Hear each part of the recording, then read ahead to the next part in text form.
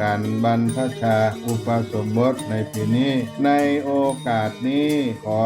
เจริญพรเชิญชวนพุทธศาสนิกชนทั้งหลายได้ร่วมบุญบรรพชาอุปสมบทราษฎรบนพื้นที่สูงประจำปีพุทธศักราช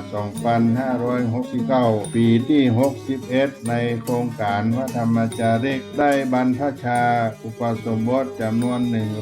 193 รูปถวายเป็นพระราชกุศลสมเด็จพระนางเจ้าสิริกิติ์พระบรมราชินีนาถพระบรมราชชนนีพันปีหลวงในวันที่ 12 กรกฎาคม พุทธศักราช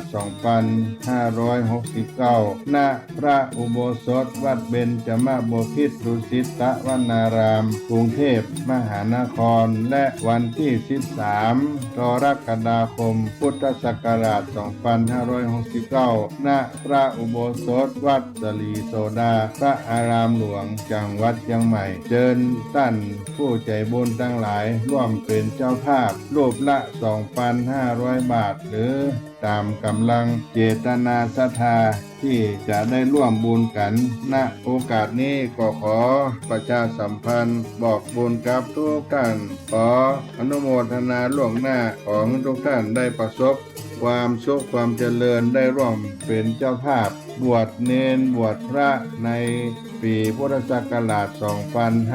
2569 กับวัดสลีโสดาพระอารามหลวงโครงการพระธรรมจาริกในปีนี้ทุกท่านทุกคน